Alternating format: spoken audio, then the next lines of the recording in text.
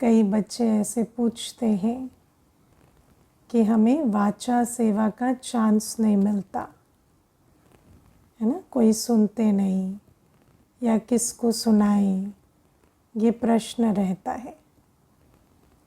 तो वाचा सेवा की सिवाय एक सेवा जिसको मनसा सेवा कहते हैं, उसका भी हमें बाबा ने समझ दी है कि अच्छा मनसा सेवा भी बच्चे कर सकते हैं।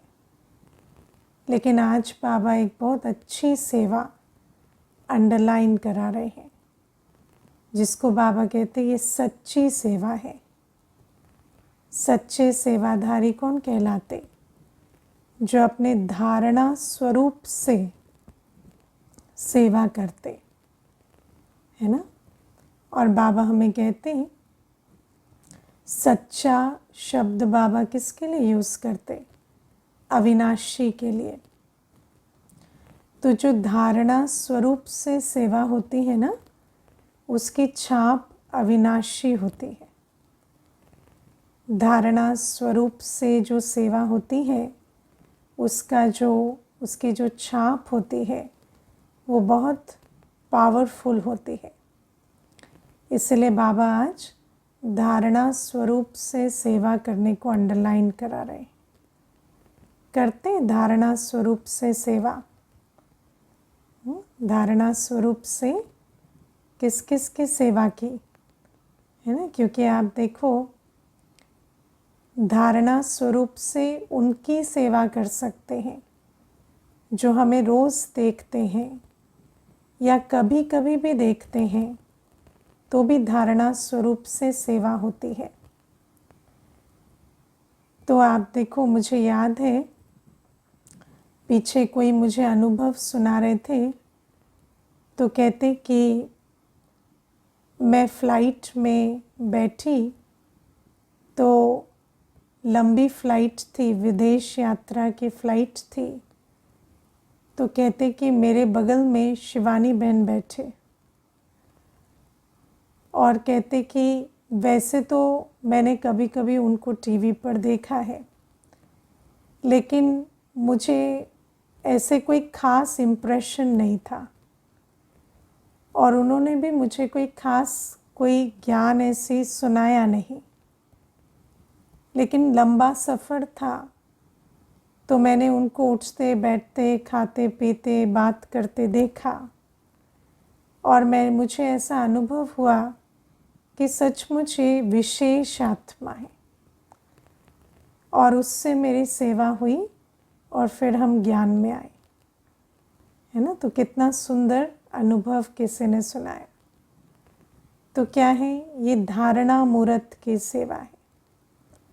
तो बाबा कहते हैं ऐसे हमारी जो धारणा है वो कैसी हो? हमारी धारणा एक अच्छे ब्राह्मण की धारणाएं हो। संगम युगी ब्राह्मण की धारणाएं जब हमारे जीवन में होती हैं, तो उसके द्वारा हम बहुत सेवा कर सकते हैं। आप देखो, जब हम घर पर रोज़ बैठते हैं, क्लास करते हैं, तो हमें देखने वाले रोज़ देखते हैं। और अगर हमारे अंदर एक अच्छे स्टूडेंट की धारणा है ना। अच्छा स्टूडेंट कैसे बैठता है? अच्छा स्टूडेंट कभी खाना बनाते हुए पढ़ रहा है, कभी चलते हुए पढ़ रहा है, कभी ऐसे ऐसे होता है। अच्छा स्टूडेंट अपना टाइम फिक्स करता है। क्लास अचानक थोड़ी होती है, अचानक होती है, फिक्स टाइमिंग पर क्लास होती है। तो अगर हम रोज़ अपने समय से, है ना, और अपने कायदे से, है ना, फ्रेश होकर, तैयार होकर और बड़े अटेंशन से अपने एक निश्चित स्थान पर रोज़ बैठकर क्लास करें स्टूडेंट की तरह, है ना, वीडियो ऑन करके बड़े अच्छे लगन से हम बैठे, तो ये जो स्टूडेंट की धारणा है ना, स्टूडेंट की धारणा क्या होती है? रेगुलर और पंक्चुअल, है ना। ऐसे नहीं कभी 5:10 पे ज्वाइन कर रहे हैं, कभी 5:20 पे, कभी 5:45 पे, है ना, कभी 6:45 पे, कभी 7:30 पे। ये अच्छे स्टूडेंट की धारणा नहीं होती। जब आप स्कूल जाते थे तो 10 मिनट लेट होते थे तो गेट बंद हो जाता था ना, 2 मिनट पे लेट होते थे तो गेट बंद हो जाता था। तो बाबा कहते हैं हम स्टूडेंट हैं, गॉडली स्टूडेंट। हम सबसे पहले तो स्टूडेंट की धारणा रखें। योगी की धारणा, ब्राह्मण की धारणा वो तो बाद में। पहले तो हम स्टूडेंट हैं ना, स्टूडेंट बनेंगे तब तो योगी बनेंगे। तो स्टूडेंट लाइफ की भी हम धारणा पहले पक्की करें। कायदे से बैठे, सफ़ेद वस्त्र ब्राह्मण जन्म का नियम है। सफ़ेद पहनकर बैठे, साफ स्वच्छ होकर बैठे, समय पर बैठे। अगर रोज़ आप विधिवत, भले घर में भी बैठकर ऑनलाइन क्लास करते, लेकिन अगर आप विधिवत एक ही समय पर रोज़ बैठते हैं, योग में भी क्लास में भी, तो उससे भी बहुत सेवा होती है ना। लेकिन कभी कैसे उससे कोई सेवा नहीं होती। बाबा हमेशा हमें एक बहुत अच्छा एग्जाम्पल देते हैं कि लाइट जो होती है ना, लाइट कौन सी अच्छी लगती है? वो नहीं जो ऐसे बुझती जलती रहे, है ना। बुझती जलती वाली लाइट को कोई पसंद नहीं करता, जो निरंतर जगमगाए। तो धारणा में सबसे बड़ी जो बात होती है वो होती निरंतर। कोई भी धारणा है वो हमारे जीवन में निरंतर दिखाई दे। अगर आज धारणा स्वरूप, कल ऐसे, परसों वैसे, तो उसको धारणा स्वरूप नहीं कहा जाता। तो अगर हम रोज़ एक स्टूडेंट की तरह भी डिसिप्लिन से बैठते हैं, है ना। मुझे याद है एक क्लास में ऑफलाइन आने वाली माता थी, तो माता रोज़ सफ़ेद वस्त्र पहनकर और रोज़ आती, है ना, चलकर घर से सेंटर तक। तो जब वो आती तो एक माता थी जो रोज़ उसी समय वॉक पे जाती थी, तो वो रोज़ उसको आते देखती तो निश्चित समय पर। तो एक दिन उसको कहती आप कहाँ जाते हो? तो मुझे कहती कि, तो उसने कहा कि मैं तो सेंटर जाती हूँ, भगवान के घर जाती हूँ। तो माता उससे कहती कि मैं घड़ी नहीं पहन कर आती हूँ, है ना, मैं वॉक पे आती हूँ ना, तो मैं घड़ी नहीं पहनती, लेकिन आप रोज़ 6:45 बजे मुझे एग्जैक्ट उसी स्थान से गुज़रते हुए दिखते हो। तो जब मैं आपको देखती हूँ तो मुझे पता चलता है अभी 6:45 बज गए। तो इस प्रकार से मुझे पता चलता है अभी मुझे 2 राउंड और लगाने हैं, फिर 7 बजे घर जाना है। तो उस माता को कहती ऐसा डिसिप्लिन आपने कहाँ से सीखा? मुझे वहाँ जाना है। तो कहती है कि वो माता ने कहा कि वहाँ तो भगवान आते हैं। तो कहती ज़रूर आते होंगे, इतना डिसिप्लिन तो हम अपने बच्चों को भी कभी सिखा नहीं सके, ना हम खुद सीख सके, तो ज़रूर कोई ऊंचा ही है जो सिखाता होगा। तो आप विचार करो, एक सामान्य, एक रोज़ समय से कोई काम करना, मुझे तो ऐसा लगता है कि जीवन में सबसे बड़ी जो सेवा होती है वो कंसिस्टेंसी से ही होती है। कोई भी बात आप रोज़ समय से निरंतर करें तो उससे बहुत सेवा होती है। तो ये जो धारणा है ना, आज आप देखो लौकिक परिवार में कितनी बड़ी बात है कि आप घर बैठे क्लास करते हैं। जो बच्चे हैं, युगल हैं, माता पिता हैं, भाई बहन हैं, वो देखते हैं, रोज़ देखते हैं। और अगर हमारे जीवन में स्टूडेंट लाइफ की पक्की धारणा है तो वो भी स्टूडेंट बनेंगे ही बनेंगे, आज नहीं तो कल, है ना। तो इसीलिए इस धारणा को पहले पक्का करना है, अच्छे स्टूडेंट की धारणा। फिर अच्छा स्टूडेंट कौन होता है? हाँ, जो नोटबुक पेन लेके बैठे, नोट करे, कायदे से बैठे, है ना। तो ये सारी धारणाएं, कई तो वीडियो भी नहीं ऑन करते, ये सब स्टूडेंट लाइफ के डिसिप्लिन नहीं है।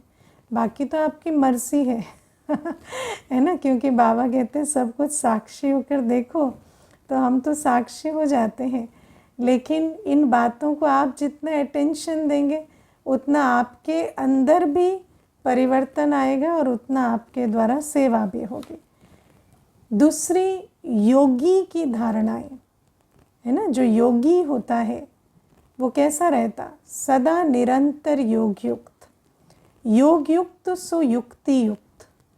जब हमारे जीवन में हम योगी की तरह, हमारे निरंतर योग स्वरूप, बाबा कहते हैं ना, हर कर्म मेरी याद में करो, तो हमारे कर्म कैसे होंगे?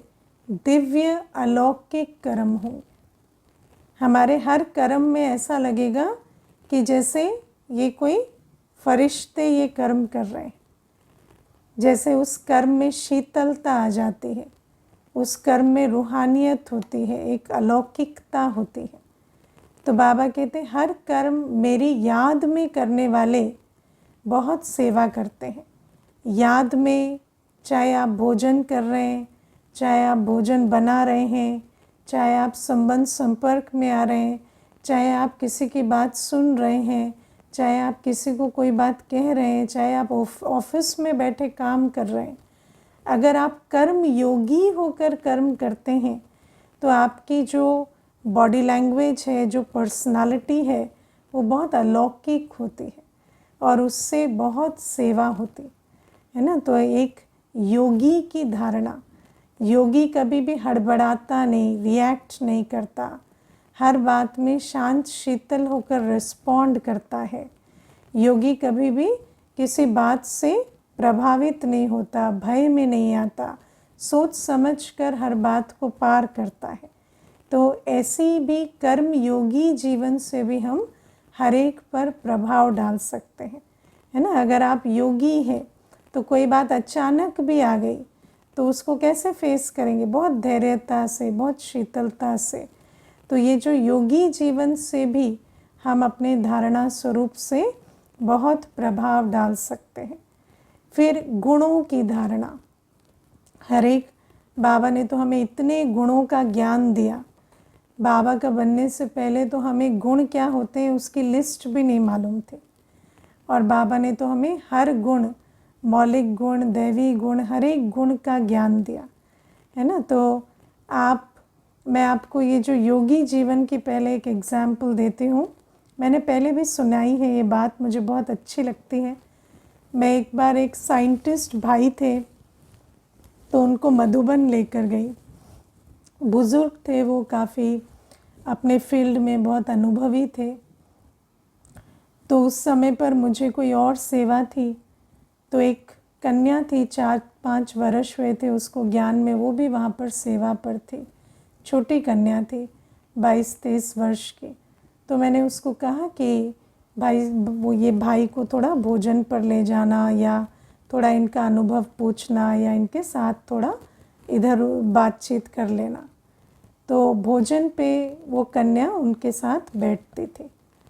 तो 4 दिन ख़त्म हुए कॉन्फ्रेंस के, और जाने का जब समय आया तो मैंने उस भाई को पूछा कि आपको सबसे अच्छा क्या लगा मधुबन में?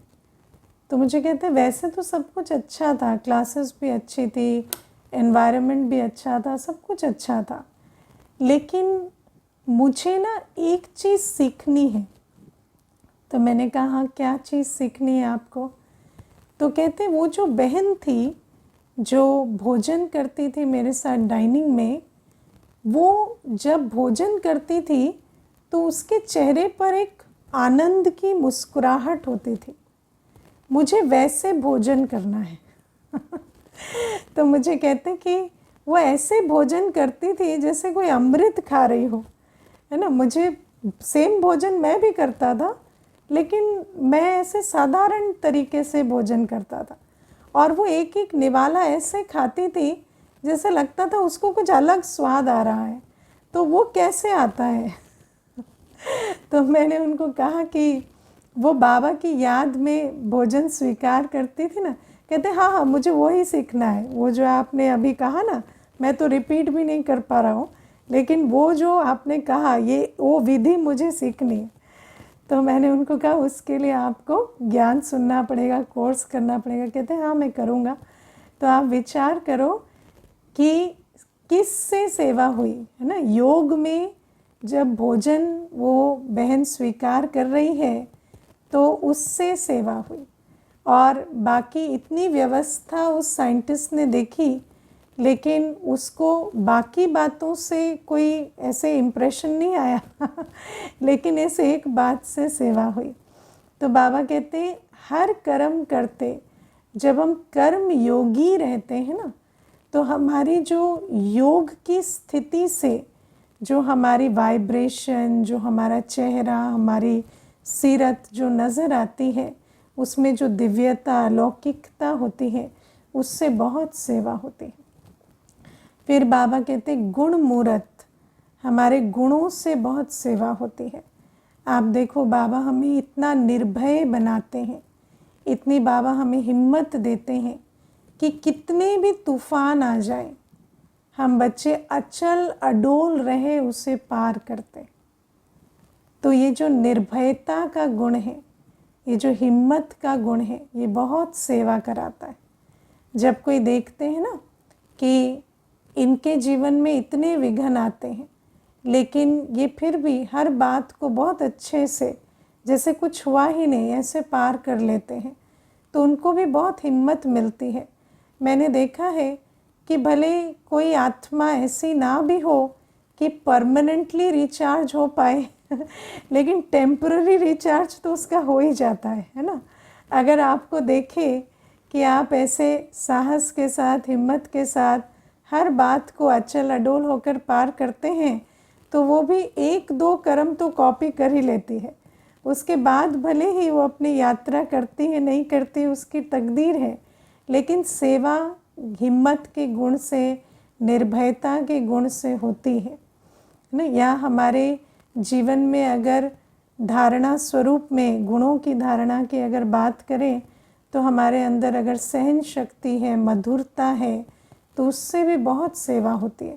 अगर आप हर सरकमस्टेंस में, हर बात में सहनशील होकर, मीठे होकर अपनी बात रख सकते हैं, दूसरे की बात सुन सकते हैं, तो इस बात से भी बहुत सेवा होती है। तो बाबा हमें कहते हैं कि गुण मूरत से भी बहुत सेवा होती, योग युक्त स्थिति से भी सेवा होती, अच्छे स्टूडेंट की तरह रेगुलर, पंक्चुअल, कंसिस्टेंट रहें, उससे भी बहुत सेवा होती, अथक सेवाधारी बने तो उससे भी बहुत सेवा होती है ना। अथक सेवाधारियों को जब देखते हैं तो व्यक्ति को लगता है, मुझे याद है मधुबन में एक भाई थे, उन भाई को कभी मैंने, जो उनकी लाइट्स की सेवा थी, है ना, लाइट का, डायमंड हॉल की लाइट चलाते, लाइट बुझाते, तो मैंने उनको सुबह 3 बजे से लेकर रात को 11 बजे तक अपनी सेवा की सीट पर देखा, है ना, हर दिन। और जब भी उनको देखो, जब भी ढूंढो, तो वो वहीं मिलते। तो मैंने एक दिन उनको पूछा, आप सोते होते नहीं हैं क्या तो कहते कि नहीं सोते हैं, पर जब सेवा नहीं होती उसी दौरान। तो मैंने कहा आपकी तो सेवा हमेशा रहती है। तो कहते हाँ ऐसा ही है। तो मुझे याद है शुरू में उस बात ने मुझे बहुत प्रभावित किया कि कोई आत्मा ऐसे अथक सेवाधारी कैसे हो सकते। तो बाबा हमें कहते हैं कि ये जो अथकपन है, धैर्यता है, मधुरता है, या साहस है, तो या शक्ति स्वरूप भी, अगर सहयोग देने की शक्ति है, अगर समाने की शक्ति है, आप देखो शुभ भावना, शुभ कामना अगर हम निरंतर रख पाते हैं, है ना, चाहे कोई कुछ भी करे।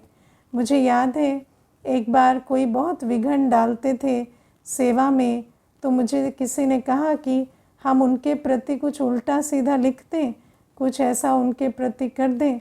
तो मैंने कहा नहीं, हम वो सब काम नहीं करते। तो वो इतने आश्चर्यचकित हो गए कि ऐसा क्यों नहीं करते, है ना, ऐसा सामने वाला तो कर रहा है, तो आप क्यों नहीं करते। तो मैंने कहा क्योंकि अपना किया हुआ अपने पर ही वापस आएगा ना फिर।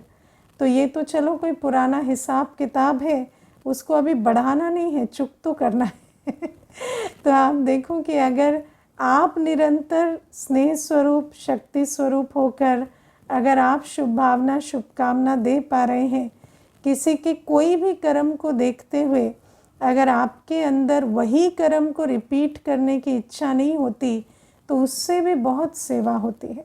तो बाबा हमें कहते हैं कि इस प्रकार से हम अपने आसपास जो भी हमें देखते हैं, चाहे वो छोटी अवधि के लिए हो, चाहे जो अंग संग रहते हैं, हम अपनी धारणा मूर्त से हर एक के ऊपर प्रभाव डाल सकते हैं और हर एक आत्मा की सेवा हम अपनी धारणा मूर्त से कर सकते हैं। तो अगर ये बात हमारी समझ में आ जाए तो क्या होगा, अगले महीने सारे जो लौकिक परिवार वाले हैं वो क्या करेंगे, कोर्स रजिस्ट्रेशन कर लेंगे, है ना। लेकिन क्या होता कि हमारी समझ इतनी होती, संकल्प इतने होते और स्वरूप इतना हो जाता है ना। तो इतना सब हम समझते, ये होना चाहिए, होना चाहिए, फिर संकल्प आता, अच्छा इतना तो बनेंगे, फिर स्वरूप में आते आते इतना हो जाता। आपको पता है ना, सूर्यवंशी चंद्रवंशी में क्या अंतर है, यही वाला जो गैप है ना, ये उनका कम होता है। और जो सूर्यवंशी होते हैं उनके अंदर समझने में, संकल्प करने में और स्वरूप बनने में गैप नहीं होता। लेकिन चंद्रवंशी जो होते हैं वो समझते बहुत है और फिर संकल्प उससे कम करते और स्वरूप और कम बनते। तो बाबा हमें कहते हैं इसीलिए हमें अब धारणा मूर्त बनना है और धारणा मूर्त से सेवा करनी है। और मुझे ऐसा लगता है सचमुच अगर कोई सेवा है तो वो ऐसी ही है, क्योंकि बाकी तो ज्ञान से आप किसी को परिचय दे देते हैं, पर कहते हैं ना प्रत्यक्ष प्रमाण तो हर एक को चाहिए। तो जब वो देखते हैं और उनको लगता है कि नहीं ऐसा है नहीं, जैसी बात कही जा रही है, तो फिर उनको बहुत अपने पुरुषार्थ से टिकना पड़ता है। लेकिन अगर उनको लगता है कि हाँ जो कहा जा रहा है वही है, तो फिर उनकी सेवा होती है और वो सच्ची सेवा की छाप से वो बहुत आगे बढ़ते हैं। तो ये पहली बात जो बाबा आज कहते हैं। फिर दूसरी बात, या बाबा जो मुख्य आज पवित्रता को अंडरलाइन कराते, तो आज बाबा कहते हैं पवित्रता से चलन सुधरती है, पवित्रता से हम सुख शांति के अधिकारी बनते हैं, पवित्रता से ही हम पूज्य बनते हैं, है ना, पवित्रता से ही हम ब्यूटीफुल बनते हैं तो जिस पवित्रता से सब कुछ होता है, बाबा कहते हैं उस पवित्रता की धारणा पर तुम्हें अटेंशन देना है। और संपूर्ण पवित्रता की तो व्याख्या भी बहुत बड़ी है, अगर समझें तो स्मृति, वृत्ति, दृष्टि, कर्मों, सब चीज़ों, स्थूल पवित्रता तो बहुत बेसिक चीज़ है, उसके आगे संपूर्ण पवित्रता तक जाना तो है ना बड़ी बात है। लेकिन पहले शुरू कहाँ से होता है, शुरू होता है स्थूल पवित्रता से। इसीलिए बाबा ने कहा ना पहले तो काम जीत बनो, पहले तो काम जीत बनो, काम महाशत्रु है। अगर पहले विकार को ही नहीं जीता तो फिर संपूर्ण पवित्रता की कोई बात ही नहीं है। मुझे अभी कल की ही बात बताती हूँ। एक कुमार है, तो कुमार क्या मतलब दुनिया के हिसाब से भाई एक है, तो 5-6 वर्ष पहले वो भाई सेंटर आया और 3-4 दिन उसने कोर्स किया। उसके बाद उसने मुझे कहा कि मेरे एडमिशन हो गई है, किसी और देश में पढ़ने जाना है मुझे। तो विदाई लिया और चला गया। अभी वो 5-6 वर्ष के बाद कल वापस आया। तो वो मुझे कहता कि आपको मैं याद हूँ? तो मैंने कहा हाँ मुझे याद है तो मुझे कहते कि मैं अभी तो जॉब करने लगा हूँ, पढ़ाई पूरी हो गई और मेरी जॉब चल रही है। तो मैंने कहा अच्छा। तो मैंने कहा आपको याद कैसे आई? कहते मैं एक प्रश्न लेकर आया हूँ। तो मैंने पूछा क्या? तो कहते अभी मैं जहाँ रहता हूँ ना, वहाँ थोड़ा स्पिरिचुअल माहौल है, तो मैं बहुत सारे अलग अलग जो विधियाँ बनी हुई हैं आजकल, मेडिटेशन की, योगा की, वो सब कुछ करता हूँ। थोड़ी बहुत उसने जटाएं भी बनाई हुई थी तो मुझे समझ में आया कि अच्छा कुछ ऐसे प्रैक्टिसेस करता है। तो मुझे कहते हैं, लेकिन मुझे एक चैलेंज जो आता है वो ये है कि मुझे प्योरिटी की धारणा नहीं होती। मुझे अभी भी जो उत्तेजना है काम की वो बहुत रहती है। तो मैंने उसको, फिर मुझे कहता, और आप समझ सकते हैं, हम, मेरा तो इतिहास आपको पता है, तो हम लोग तो सब ऐसे कंडीशनिंग में रहे ना, बिल्कुल हम तो ऐसे पतीत है ना दीदी की बात मत पूछो और अभी स्पिरिचुअलिटी में प्योर होना बहुत मुश्किल लगता है। तो मैंने उसको कहा कि देखो, अगर आप अपने को ऐसे कहोगे कि मैं पतित हूँ और मुझे पवित्र बनना है, तो आप पवित्र कभी नहीं बन सकते। लेकिन अगर आप ये समझोगे कि मैं ओरिजिनली पावन हूँ, मैं पतित बन गया और अब मुझे फिर पावन बनना है, तो आप पावन बन सकते हो। तो कहते हैं अच्छा ये तो बहुत बड़ी बात है, ऐसा तो मैंने सोचा ही नहीं। तो आप सोचो कि बाबा हमें क्या बताते हैं। बाबा हमें सबसे पहले पवित्र बनने के लिए जो बल देते हैं वो है स्मृति का बल, ज्ञान का बल, है ना। लेकिन बाबा ने हमें ज्ञान दिया कि मेरा मूल स्वरूप, मेरा आदि स्वरूप, मेरा अनादि स्वरूप, मेरे पिता का स्वरूप सब क्या है, पवित्र है। लेकिन ये ज्ञान क्या मेरी स्मृति में धारण हुआ है? क्या ये ज्ञान मेरी बुद्धि में बैठा है? क्या मुझे याद आया कि हाँ, मेरा ओरिजिनल स्वरूप पवित्र ही है? क्योंकि स्मृति में वो बात धारण हो, उसके लिए हमें उस ज्ञान की पॉइंट पर बहुत मनन चिंतन करना पड़ेगा, है ना। आप विचार करो, एक व्यक्ति होता है, साइंस पढ़ता है, उसको सब पता है, पानी के नियम क्या है, अग्नि के नियम क्या है, लेकिन जब वो कर्म में आता है तो उस पानी और अग्नि के नियम अगर याद ना रखे तो वहाँ उसका उसी पानी और अग्नि से नुकसान हो सकता है ना। तो नियमों को जानना बड़ी बात नहीं है, लेकिन उसके स्मृति स्वरूप होना, और वो कब होगा, जब हम बैठकर विचार करेंगे। और जब हम उस पॉइंट पर विचार करते हैं ना, तो एक रियलाइजेशन होती है।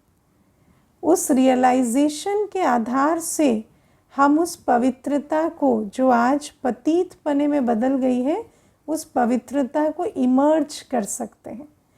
आप देखो, हमारा जितना भी लिखा हुआ ज्ञान है, चाहे वो किसी टेक्स्ट बुक में लिखा है, किसी शास्त्र में लिखा है, जहाँ भी लिखा, वो सारा लिखा हुआ ज्ञान कब से शुरू हुआ? द्वापर युग से। आपको मैं बताऊं, 1998 तक पॉजिटिव साइकोलॉजी जैसा कुछ नहीं था। जो माइंड की एजुकेशन है, जिसको हम साइकोलॉजी कहते हैं, वो एजुकेशन सिर्फ और सिर्फ मानसिक बीमारियों, नेगेटिव टेंडेंसीज, जो अंदर नेगेटिव थॉट्स चलते, उसी के बारे में स्टडी करते थे 1998 तक। और उसके बाद ये जो पॉजिटिव साइकोलॉजी जिसको आज हम कहते हैं, उसको आज कितने 25-26 वर्ष हुए। तो विचार करो कि आत्मा की जो गुण है, या आत्मा के अंदर जो दिव्यता, पवित्रता है, उस बात तक तो हम अभी पहुंच भी नहीं सकते दुनिया के हिसाब से, क्योंकि अभी तो पॉजिटिव साइकोलॉजी, हैप्पीनेस, पीस, वो भी शुरू नहीं हुई है ढंग से अभी तो सिर्फ नेगेटिव पे चल रहा है। तो हर मनुष्य जो है, जो भी हम 63 जन्मों से सीखते पढ़ते आए हैं, उसमें हमने यही सीखा है कि मनुष्य की नेचर जो है वो विकारी है। लेकिन बाबा हमें बहुत नया ज्ञान देते हैं कि हमारी ओरिजिनल नेचर प्योरिटी की है। हमारी आदि अनादि स्वरूप पवित्र है, लेकिन हमें उस पर बहुत चिंतन करना पड़ेगा, बहुत स्वदर्शन चक्र फिराना पड़ेगा, तब जाके ये बात स्मृति में बैठती है।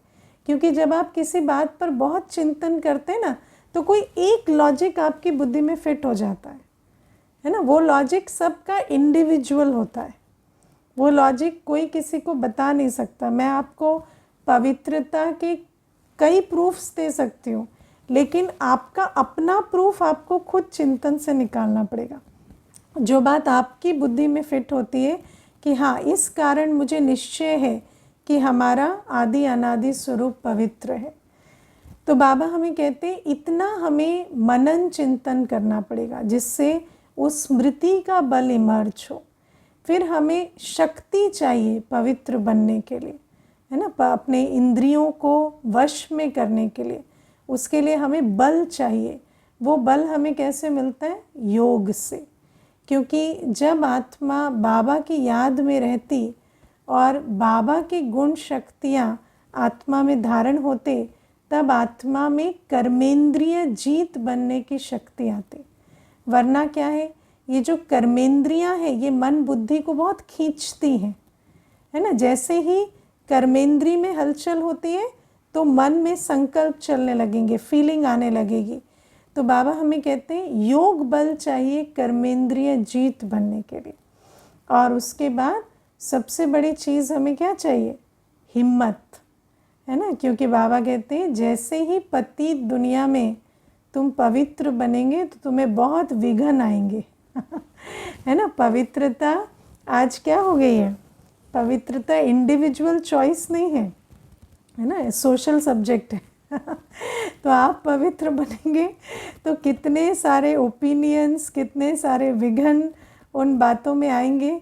तो वैसे तो हर कोई कहता है ना कि हम इंडिपेंडेंट हैं, लेकिन पवित्र बनो तब पता चलता है आप कितने इंडिपेंडेंट हैं तब पता चलता है आप कितना अपनी इंद्रियों के वश है, आप कितना अन्य आत्माओं के वश हैं, आपके कितने कर्म बंधन हैं।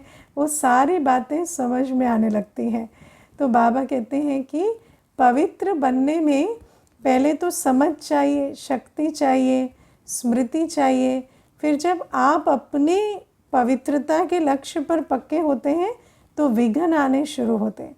और फिर उन विघ्नों को पार करने के लिए आपको बहुत निश्चय का बल चाहिए, है ना। क्योंकि जब विघ्न आते हैं ना तो क्या होता है? भय लगता है, ये ना हो जाए, वो ना हो जाए, ये ना हो जाए, ऐसा ना हो जाए।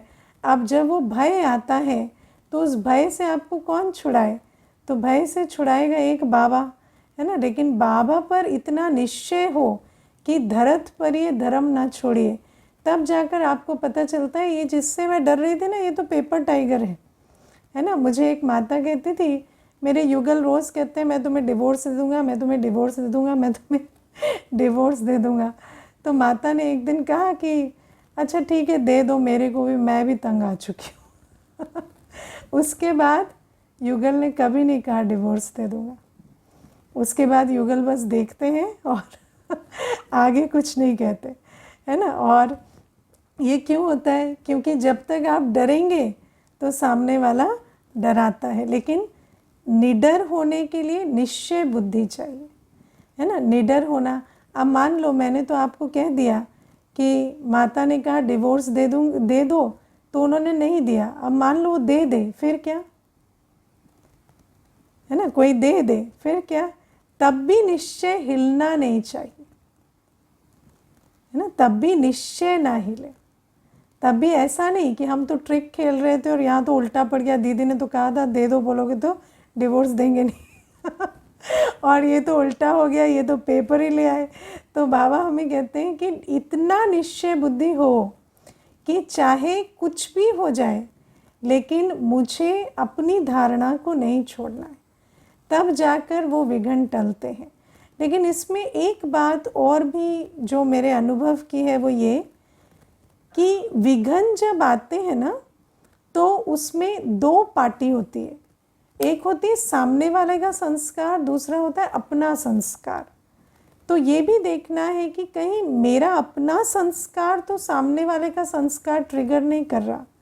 क्योंकि कई बार कहते हैं कि बात पवित्रता की है जिस पर झगड़ा हो रहा है, लेकिन बात पवित्रता की नहीं होती। बात ये होती है कि पवित्रता पर चलने का क्लेम करने वाले आत्मा क्रोध भी बहुत कर रही है ना, बहुत हिंसा भी कर रही है ना, बहुत मनमानी भी कर रही है, जिम्मेवारी भी नहीं उठा रही, एस्केपिज्म भी है। तो फिर क्या है, इन बातों में अपने आप को भी चेक करना पड़ता है कि वास्तव में बात पवित्रता की है या सिर्फ पवित्रता का बहाना है और झगड़ा किसी और चीज़ का है। तो ये बातें भी चेक करनी पड़ती है। और अगर सच में बात यही है कि आप श्रीमत पर चल रहे हैं और सामने वाला उसी बात पर विघन डाल रहा है, क्योंकि पवित्रता की धारणा पर इतना आपका इम्पोर्टेंस है, तो मधुरता पर क्यों नहीं है ना, शीतलता पर क्यों नहीं है, या सम्मान स्नेह से चलने पर क्यों नहीं है। तो अगर आप सब प्रकार से ठीक चल रहे हैं और विघन सिर्फ पवित्रता का है, तो निश्चय बुद्धि होकर चलें और किसी बात से ना डरें, क्योंकि जो कदम हमने श्रीमत पर उठाया है उसमें सदा कल्याण होता है। तो बाबा कहते हैं ये पवित्रता की धारणा मुख्य है, इसी से पूज्य बनेंगे, इसी से ब्यूटीफुल बनेंगे, इसी से चलन सुधरेगी, है ना, इसी से सुख शांति की दुनिया के वासी बनेंगे। लेकिन पवित्रता के लिए स्मृति स्वरूप होना पड़े, तो मनन चिंतन कर स्मृति स्वरूप बने, योग बल धारण करें और निश्चय बुद्धि होकर हर विघन को पार करें। पवित्रता मुख्य है। अच्छा।